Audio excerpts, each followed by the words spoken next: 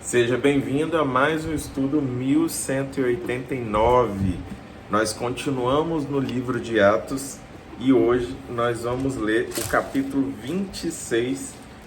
Não, 26 a gente já leu.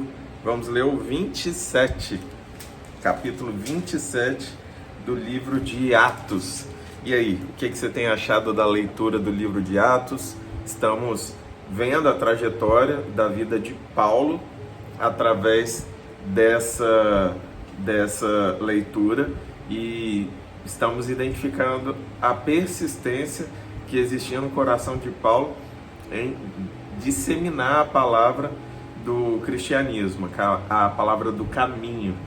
E antes de nós lermos, vamos orar. Pai, diante dos nossos dias que são tão cheios da nossa vida, que é tão corrida e às vezes angustiante, desgastante, nós queremos depositar o nosso fardo pesado diante do Teu altar e pedir ao Senhor que através da Tua palavra o Senhor nos inspire, nos molde, nos transforme e que em tudo o Seu nome seja honrado e glorificado.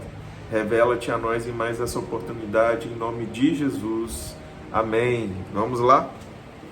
Capítulo 27, nós vamos falar sobre a viagem de Paulo para Roma, uma tempestade, um naufrágio. O que aconteceu? É um capítulo bem emocionante, vamos lá. Quando ficou decidido que navegaríamos para a Itália, Paulo e alguns outros presos foram entregues a um centurião chamado Júlio, que pertencia ao regimento imperial. Embarcamos no navio de Adramítio, que estava de partida para alguns lugares da província da Ásia. Saímos ao mar, estando conosco Aristarco, um macedônio de Tessalônica. No dia seguinte, ancoramos em Sidom, e Júlio, num gesto de bondade para com Paulo, permitiu-lhe que fosse ao encontro dos seus amigos, para que estes suprissem as suas necessidades. Quando partimos de lá, passamos ao norte de Chipre, porque os ventos nos eram contrários. Tendo atravessado o mar aberto ao longo da Cilícia e da Panfilha, ancoramos em Mirra, na Lícia. Ali o centurião encontrou um navio alexandrino que estava de partida para a Itália, e nele nos fez embarcar. Navegamos vagarosamente por muitos dias e tivemos dificuldade para chegar a Quinido. Não sendo possível prosseguir em nossa rota, devido aos ventos contrários, navegamos ao sul de Creta, defronte de Salmona. Costeamos a ilha com dificuldade e chegamos a um lugar chamado Bons Portos, perto da cidade de Lazéia. Tínhamos perdido muito tempo e agora a navegação se tornara perigosa, pois já havia passado o jejum. Por isso, Paulo os advertiu: Senhores, vejo que a nossa viagem será desastrosa e acarretará grande prejuízo para o navio, para a carga e também para a nossa vida.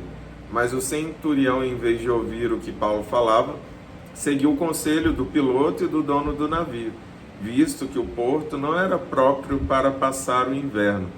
A maioria decidiu que deveríamos continuar navegando, com a esperança de alcançar Fenícia e ali passar o inverno.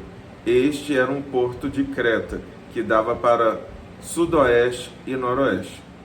Aqui nós estamos vendo a difícil jornada de sair de onde Paulo estava, que era em Cesareia, ainda em Israel, e o transporte que levava muitos dias para chegar a Roma através de navio.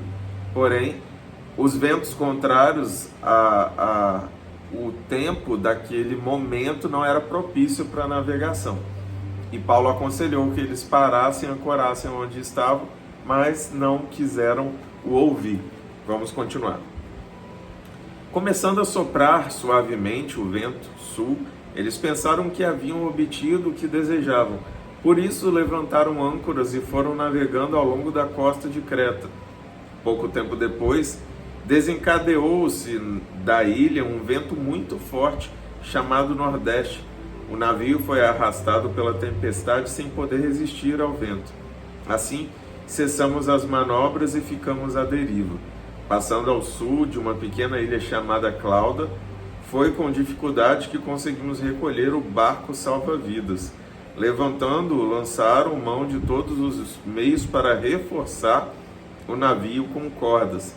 E temendo que ele encalhasse nos bancos de areia de Sirte, baixaram as velas e deixaram o navio à deriva. No dia seguinte, sendo violentamente castigados pela tempestade, começaram a lançar fora a carga. No terceiro dia, lançaram fora com as próprias mãos a armação do navio, não aparecendo nem sol nem estrelas por muitos dias, e continuando a abater-se sobre nós grande tempestade. Finalmente, perdemos toda a esperança de salvamento, visto que os homens tinham passado muito tempo sem comer. Paulo levantou-se diante deles e disse: Senhores, deviam ter aceitado o meu conselho de não partir de Creta, pois assim teriam evitado este dano e prejuízo. Mas agora, recomendo-lhes que tenham coragem, pois nenhum de vocês perderá a vida, apenas o navio será destruído. Pois ontem à noite apareceu-me um anjo do Deus a quem pertenço e a quem adoro, dizendo-me: Paulo, não tenha medo. É preciso que você compareça perante César. Deus, por sua graça, deu-lhe a vida de todos os que estão navegando com você. Assim, tenham ânimo, senhores. Creio em Deus que acontecerá de modo como foi dito. Devemos ser arrastados para alguma ilha. É interessante porque o Senhor ele sempre faz uso de circunstâncias e situações, às vezes adversas, às vezes positivas, para nos mostrar o quanto que Ele está ao nosso lado, e Ele gera esse contato, essa comunicação. E Paulo tinha uma comunicação muito boa com o Senhor, uma sensibilidade muito grande, o que fazia dele um homem diferenciado. E eu fico imaginando na mente dos outros, lá vem Paulo falando outra vez, dizendo: não te avisei, mas Paulo foi encorajá-los. Ele não foi dizer que era o dono da razão, pelo contrário, foi falar sobre aquilo que haveria de acontecer, e que nós vamos ler agora. Na 14ª noite, ainda estávamos sendo levados de um lado para o outro no mar Adriático, quando por volta da meia-noite os marinheiros imaginaram que estávamos próximos da terra. Lançando a sonda, verificaram que a profundidade era de 37 metros. Pouco tempo depois, lançaram novamente a sonda e encontraram 27 metros. Temendo que fôssemos jogados contra as pedras, lançaram 4 âncoras da popa e faziam preces para que amanhecesse o dia.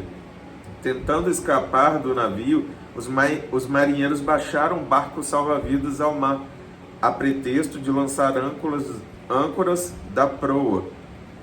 Então Paulo disse ao centurião e aos soldados: se estes homens não ficarem no navio, vocês não poderão salvar-se. Com isso, os soldados cortaram as cordas que prendiam o barco salva-vidas e o deixaram cair. Pouco antes do amanhecer, Paulo insistia que todos se alimentassem, dizendo: hoje faz 14 dias que vocês têm estado em vigília constante sem nada comer. Agora eu os aconselho a comerem algo, pois só assim poderão sobreviver. Nenhum de vocês perderá um fio de cabelo sequer.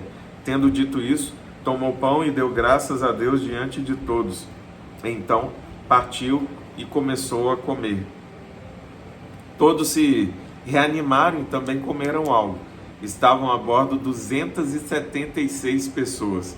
Era uma galera bem grande. Depois de terem comido até ficarem satisfeitos, aliviaram o peso do navio atirando todo o trigo ao mar.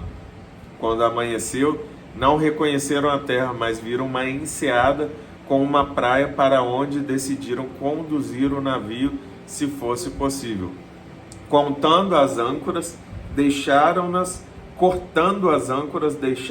no mar, desatando ao mesmo tempo as cordas que prendiam os lemos. Então, alçando a vela da proa ao vento, dirigiram-se praia para a praia. Mas o navio encalhou num banco de areia, onde tocou o fundo. A proa encravou-se e ficou imóvel, e a popa foi quebrada pela violência das ondas. Os soldados resolveram matar os presos para impedir que algum deles fugisse, jogando-se ao mar. Mas o centurião queria poupar a vida de Paulo e os impediu de executar o plano. Então, ordenou aos que sabiam nadar que se lançassem primeiro ao mar em direção à terra. Os outros teriam que salvar-se em tábuas ou em pedaços do navio. Dessa forma, todos chegaram a salvo em terra, como Paulo disse. E aqui, mais de 260 pessoas foram evangelizados pelas palavras certeiras de Paulo a respeito do que haveria de acontecer, com base na visão que ele teve do anjo que lhe contou que ninguém morreria, e ninguém morreu. Mas nós temos mais história ainda. No próximo capítulo tem um acontecimento bem marcante. Deixa eu ler aqui para vocês. Paulo vai parar na ilha de Malta, acontece algo lá no momento, e depois consegue chegar a Roma. E Paulo prega em Roma. E no próximo capítulo nós estaremos lendo sobre esses tópicos que eu mencionei e também lendo o último capítulo do livro de Atos, porque depois nós vamos para o livro de Romanos. Ali já estaremos em Roma e vamos ouvir um pouco a respeito do que aconteceu nas cartas aos romanos. Espero que você esteja sendo abençoado e que a leitura dessa palavra produza vida, alegria, esperança, fé, de que não importa quão seja a aflição do seu barco, quanto a tempestade esteja batendo no seu barco, o quanto ele esteja na iminência de naufragar, o Senhor preza pela sua vida. E ainda que as coisas se percam, a sua vida está sendo preservada nas mãos do Senhor. Confie nele, e o mais tudo Ele vai fazer. Que Deus te abençoe em nome de Jesus.